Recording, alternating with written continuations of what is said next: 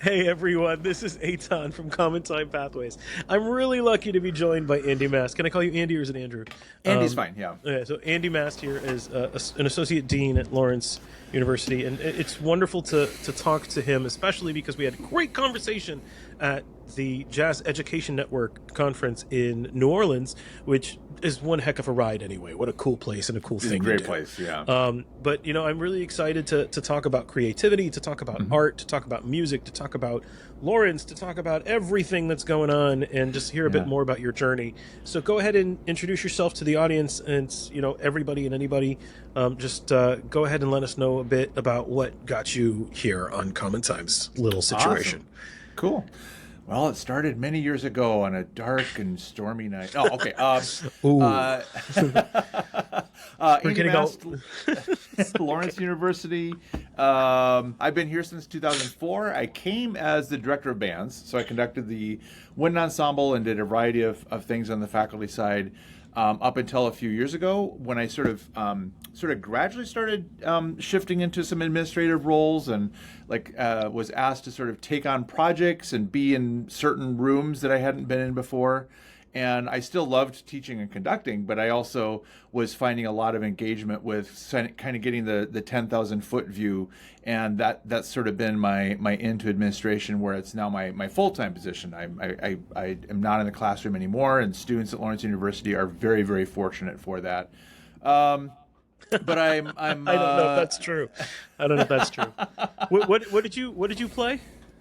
My instrument was tuba. You're a tuba player. I kind of let that go by the wayside, and so now if whatever I play, it's mostly like electric bass. I do some jazz and very, very mediocre cover band playing every once in a while. So that's all the treble players listening in, just go ahead and tune out at this point. No, I'm just kidding. Right. No, this is really no. Sorry, I didn't mean to interrupt you, but I was just actually really curious to know what you played. Go ahead, please. Yeah.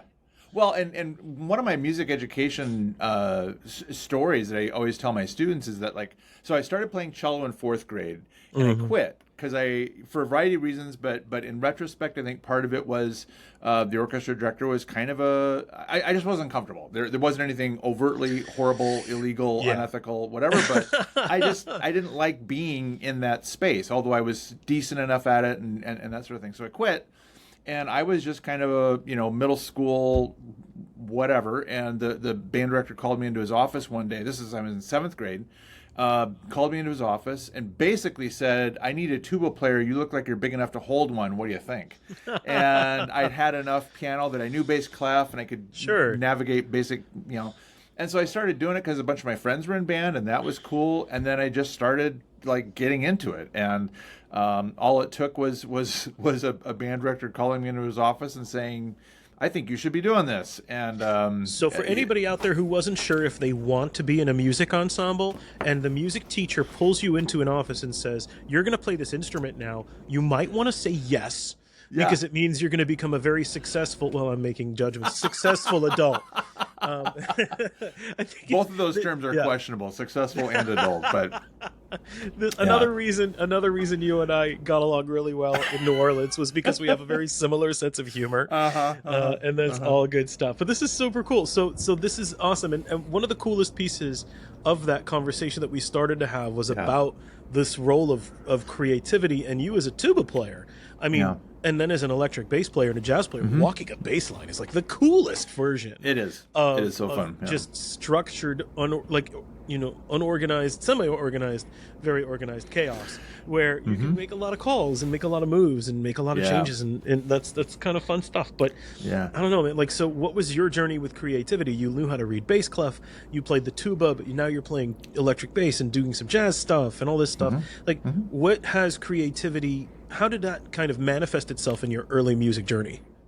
Yeah, there's a couple really, really important things there. One is I happen to have in my junior year of high school, this guy moved in from out of town, and he and I hit it off. We were both kind of like the quirky band nerds, and we just happened to both really be into contemporary music. We would literally go to each other's houses after school and like listen to Stockhausen and Milton Babbitt, and like we were just into it. Like Stockhausen, bring it. He was a bit, he a bit of a composer, and I was just like I just dug all of it. I went to the University of Iowa for my undergrad, and there the Center for New Music was and is a very, very prominent part of that school's musical landscape. And so, again, I was just exposed to stuff, and I played pieces that were composed in such a wide variety of ways that, as a tuba player, of course, you have to do the piece where you're in the art museum imitating dancing elephants. That's just one of the rites of passage that every tuba player does. I missed the invitation to that one. Yeah, Tell me again, where can I watch you improvise a dancing elephant? That would be nowhere. Okay, cool. All right. Pre-cell phone, I was about to get my tickets to Wisconsin. All right, cool. Oh man. And so that, like, Kenneth Gaburo was a composer at that time who was like, a big deal in the new music world. So I think those and actually my friend Matt from high school went to Iowa with me, and so we were exploring all these things together. And I just was I was just an omnivore, and I don't say that like that sounds like virtue signaling or anything. I just like I didn't have any boundaries. Yeah. So cool. and I was equal in opportunity musician. Yeah, and I was in an environment where that was welcomed and appreciated and pretty normal. I mean, I wasn't unique at all in Iowa City. So I think from there it was just like I still am always interested in new music and cutting edge stuff. Improvisation came into my world. Actually, when back in high school, the jazz band needed a bass player, and so I picked it up for a summer and learned enough to be able to do that. And I took some lessons and got okay at doing walking bass lines. My first college teaching job was actually at St. Ambrose University in Davenport, Iowa, which is the hometown of Bix Beiderbecke. And because of Bix, there was a lot of call for traditional jazz. So I played a ton of jazz on my tuba and bass, and switching back and forth, and just thinking in a way that was not just playing.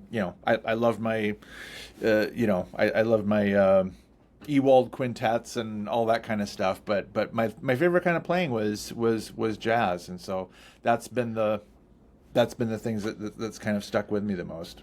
Is that why you wanted to go to New Orleans instead of sending someone else? That was the dean saying, "Do you want to go to New Orleans in January?" And I said yes before he even finished the sentence. That was not a hard call. So, yes, I want to go to New Orleans, and absolutely yes, do I want to go in January when it's 0 degrees outside? Yeah, heard. And that was even before the nasty polar stuff. So, oh my god! But it was great, and actually one of the ironic things about not being a wind ensemble conductor per se anymore, as my full-time job anyway, is I've kind of when you're conducting, you're listening to pieces, you're kind of checking out what's new, and someone sends you this new composer or new whatever, and that's great. I love that. But I've kind of been getting back into I'm motioning over to my turntable across the way and just getting into a lot of jazz vinyl again, and like Miles Davis Second Quintet.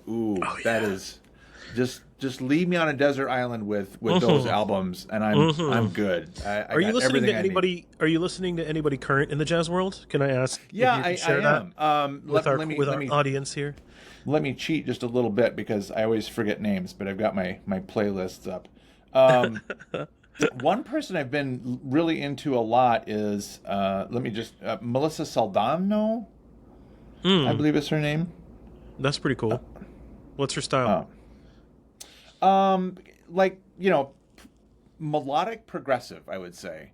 Oh, that's kind of cool. And a lot of rhythmic interplay, a lot of work with it's just very, very creative. And a little bit of a Latin feel every once in a while, but and of course I'm not finding it right now, but yeah, that's I will always plug the fact that I'm obsessed with Samara Joy right now. Yeah. She's just like the new gold standard for female vocal jazz, and man, is it super cool just to listen to her grow. Right. And she's only, what, 25, 26 years old.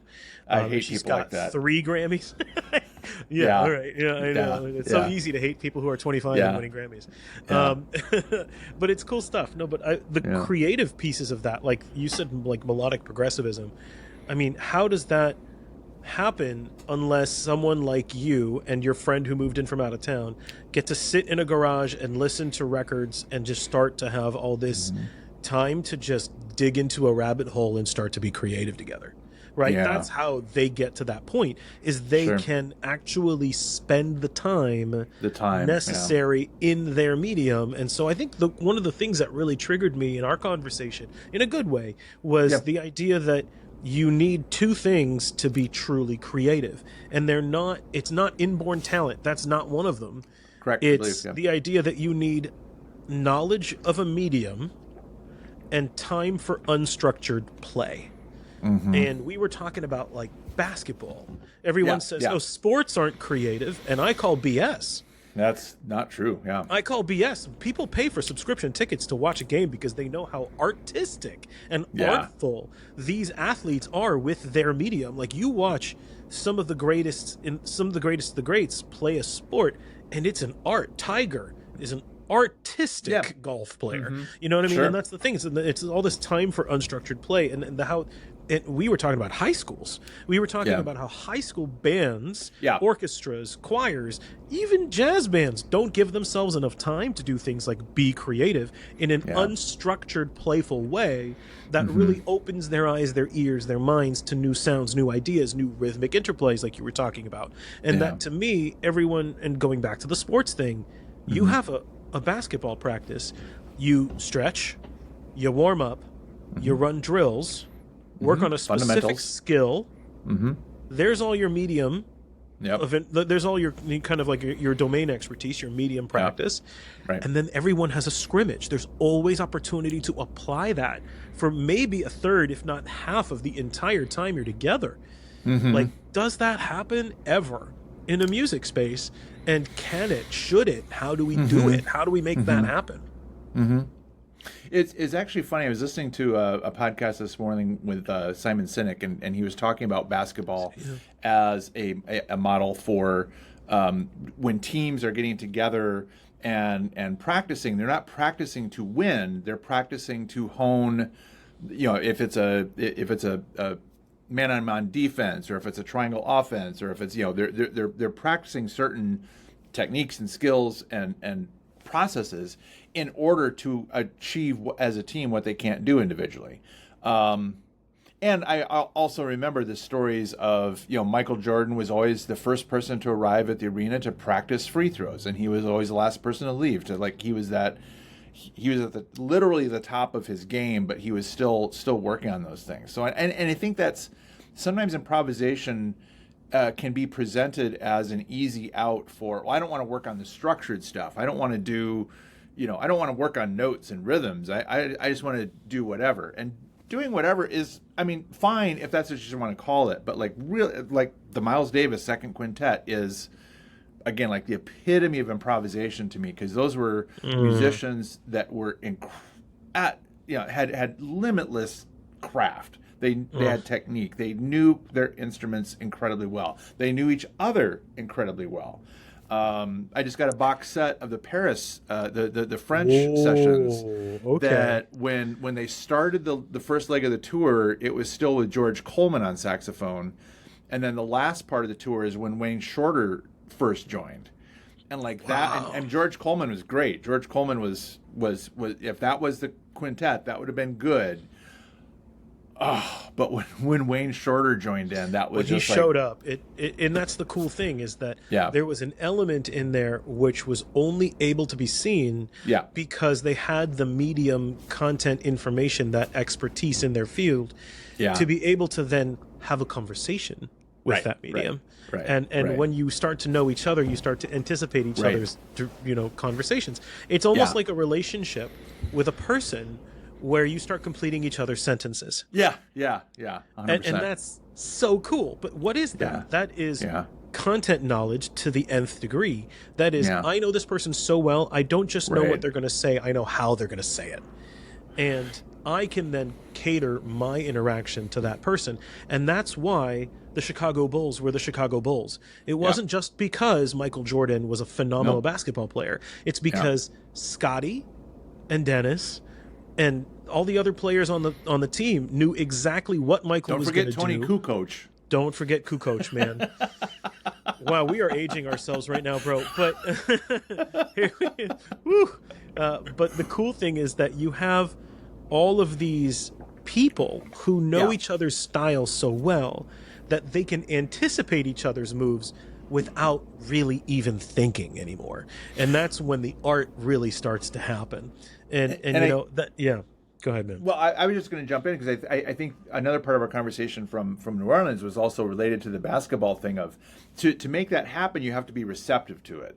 Yeah. It's not just we happen to coincidentally be doing these two things that complement each other, but and I remember I think the thing I mentioned to you at that conversation was Mike Krzyzewski talking about how as he progressed through his time at Duke, he found players less able to just process on the fly and, if you will, improvise because of the evolution of AAU and so many of these like organized leagues that his the top of the blue chip players that went to places like Duke had spent so much of their basketball lives being in organized leagues and doing what the coach wanted and doing, running certain plays that, 20 years ago, you get together in the playground and you sort of, it's that like whatever, but you build the skills of awareness and reception. Like the whole idea of you could be playing basketball. I could play basketball with, Michael Jordan's a little old. Well, even Michael Jordan now would still kick my butt. But but if I was plopped down in the middle of even like an average college team, I would just be, I'm not at that level of receptivity.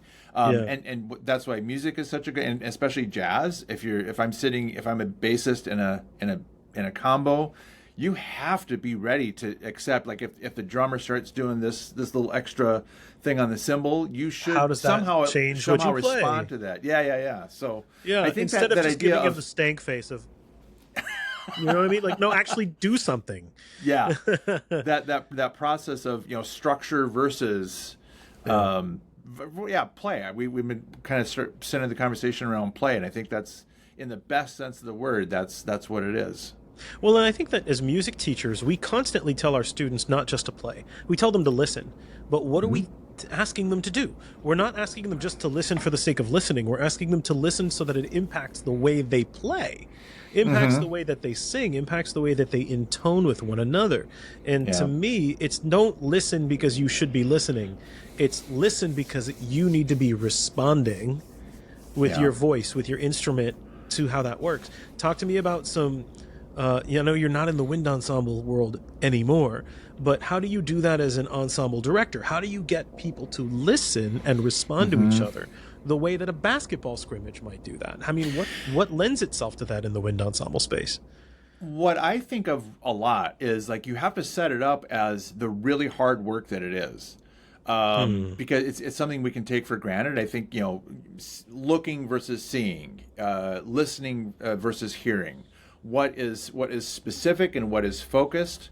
I ran across this interview with a, I believe it was a cellist in the New York Philharmonic. It might have been an oboist from the Berlin, I don't know, whatever. But they were talking about how, they get these amazing new players in the section, in the orchestra, that Juilliard, Eastman, NEC, Lawrence, and they can play the notes off the page. They have so much technique. But these astoundingly good musicians aren't very good at hearing. And that was like, or should say listening.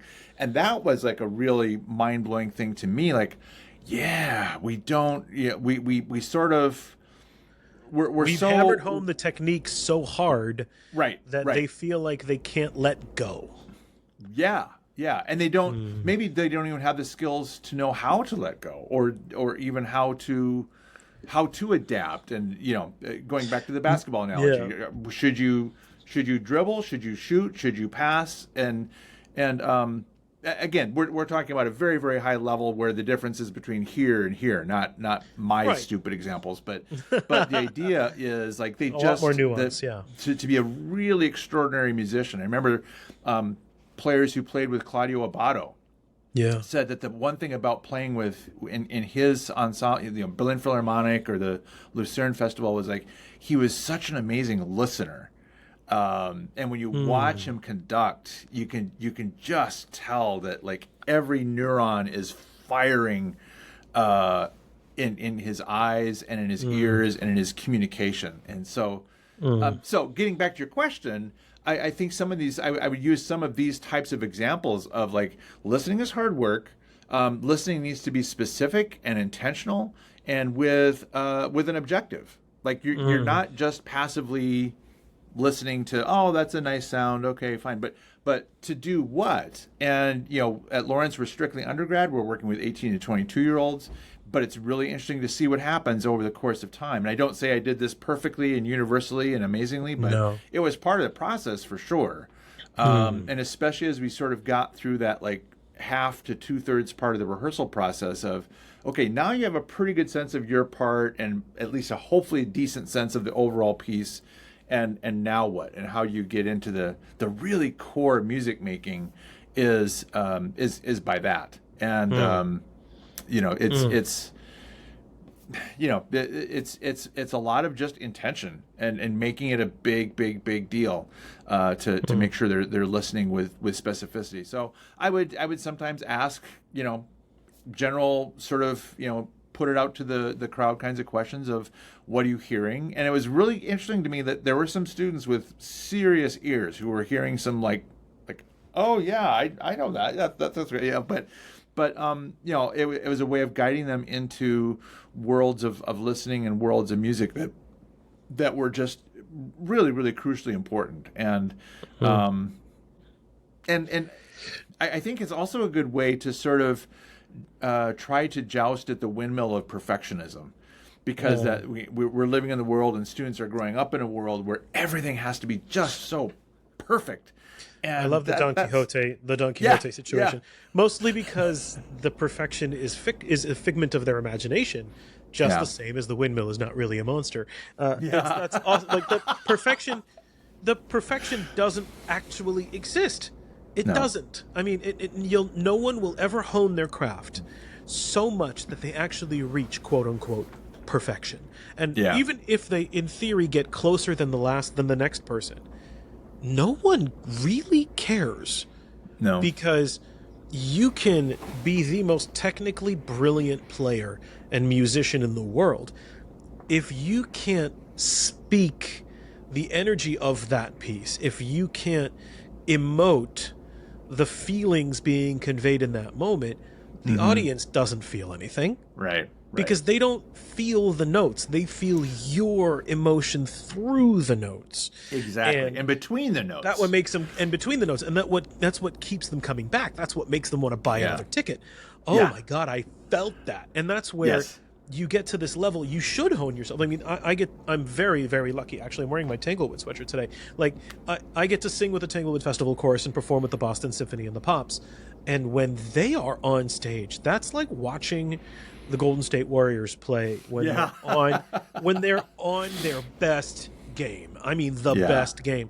And you get to watch. It's not that they know their notes so in and out that they'll never make a mistake. I mean, sure, there's like the offhand issue, whatever. But the point is not that there's a mistaken note. The point is that they're this body of music that is not just performing notes and rhythms.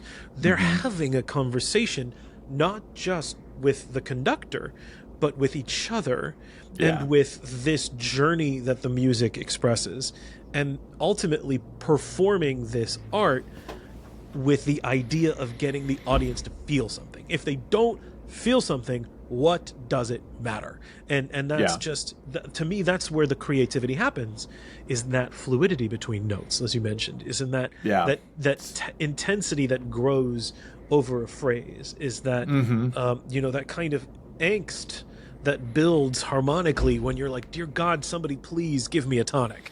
And that's the creativity is not can you get from point A to point B. That's the drill. That's the practice. But even when maybe it's not that we need free play, it's that we need the opportunity to get to a point in our ensemble rehearsals where we can actually play together, not just on our own individual music stands. Maybe that's the free play. That's the how do I really listen and move in, and how do I really begin to become a part of this body? Yeah, that's something I would often say. Are you playing together, or are you just playing simultaneously? And that's an interesting that's a great question. I'm going to steal that. I'm going to steal that. That's coming down. Please, just send me a check for $50 every time.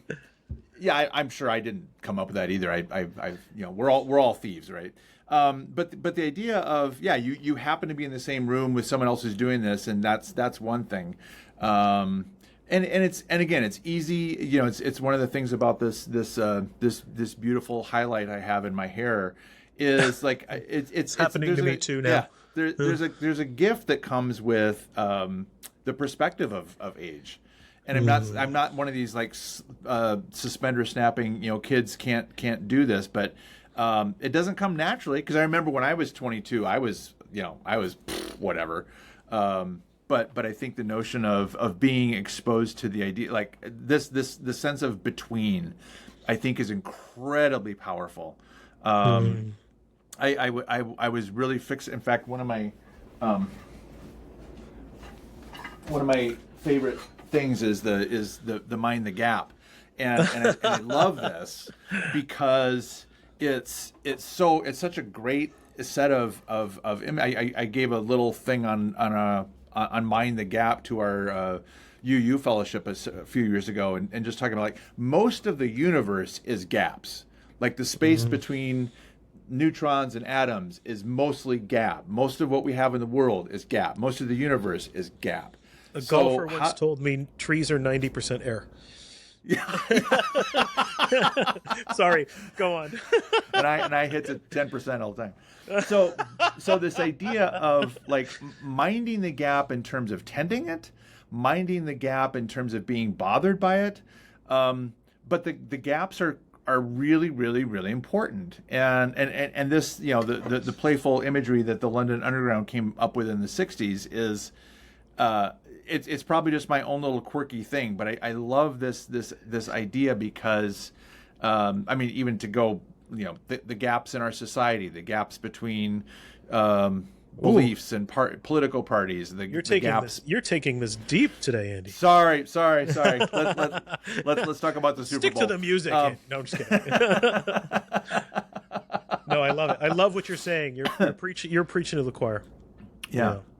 It's cool. And it's just so interesting to me because it's in those moments that you use judgment as an artist. And that's the thing. It's in it's in the gap. That you are doing a thing in your head, in your mind, that we still have not been able to replicate with AI. Right.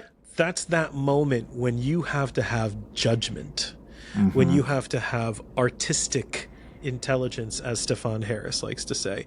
And I like to quote him a lot because AI should stand for artistic intelligence. Because obviously artificial intelligence is taking over everything that otherwise can be done. And these musicians, these artists, these dancers, these actors who are learning how to curate an experience. That is something no machine will ever be able to truly imitate. And to me, that's why actually everyone says, what do you do with an English major? Is the old history. It's the adage. Everyone says, go get a STEM degree. What the heck are you doing studying English? What do you mean study music? What's the use of that? We're seeing more and more Fortune 500 companies hiring people who are artists. Because a machine can do all of the STEM stuff, most of it, that these people have been hired to do for the last 50 years.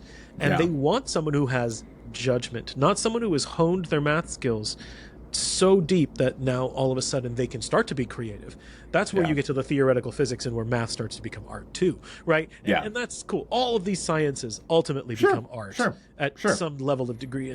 But to me, the reason that they're hiring less MBAs and more music people is because this level of artistic judgment, integrity, and intelligence is something that isn't taught in an MBA course.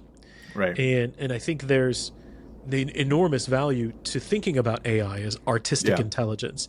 And thank you, Stefan Harris. Just by the way, he's another one of my jazz people that I'm listening to right now. I mean, Stefan Harris and the Blackout, it's just, oh my God.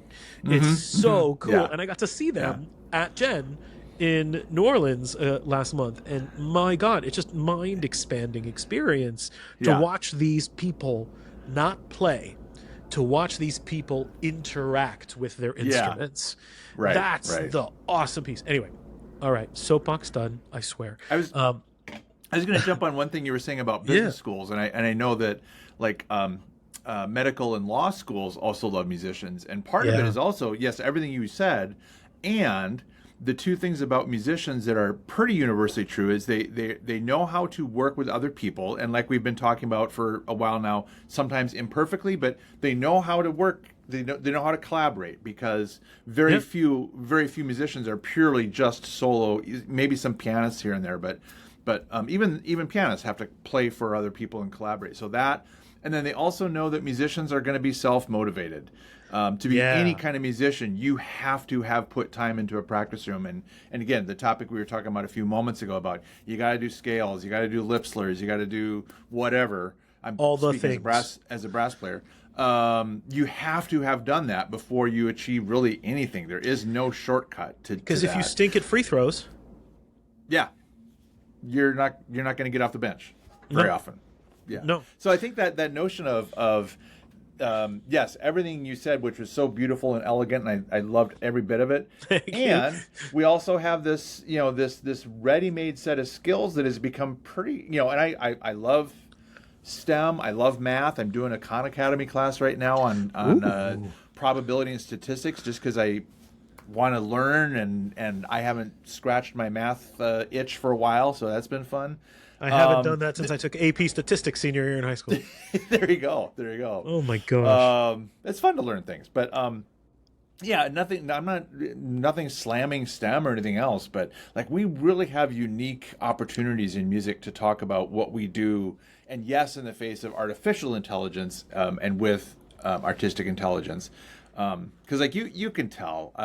I always use the example of the two Glenn Gould Bach Goldberg variation recordings from the 50s and the 70s. And in the 50s, it was great. It was fantastic. It was impeccable. It was clean. It was fine. It was stunning. But it was impressive. Yes, it was impressive. But it was impressive. Came back to those as an older person in the 70s. As Barbra Streisand would say, that's just like butter.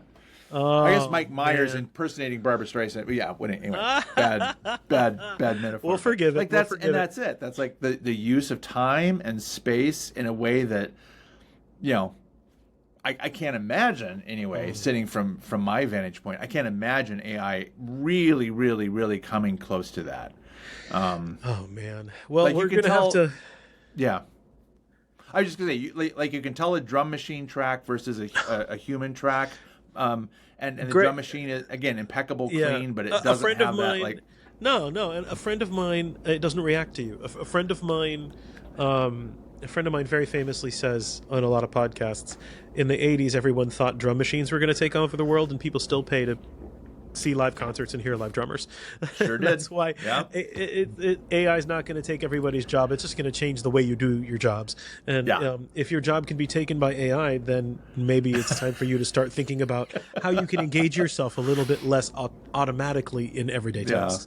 But that's an interesting thing to say, and it's also a little insensitive, from a growth standpoint, because now everyone when they're 22 and they get a job, chances are they're going to have to retrain themselves before they're 50. chances are they're going to have to retrain themselves before they're 35 at this point. Well, and I think that's one of our jobs as educators, is to make sure that, we know this is part of it always has been. I mean, but if it was more likely 40 years ago that Don Draper got a job at an ad agency and retired from that same agency 40 years later or whatever. But now I think our biggest job is to say, the difference between a major and a career, for instance, is one important distinction, but also just like what you're prepared for right now are probably the things that don't even exist yet, or jobs that haven't been conceived of yet. Yep. But the skill, again, I think music is so powerful because it's a uniquely a unique way of getting those skills about learning about space, about collaboration, about creativity, and all of it. Amazing. What an amazing conversation. I'm so glad that we connected at Jen. And likewise. I'm so glad we got to have this conversation. Thanks so much for hanging out with us at CommonTime.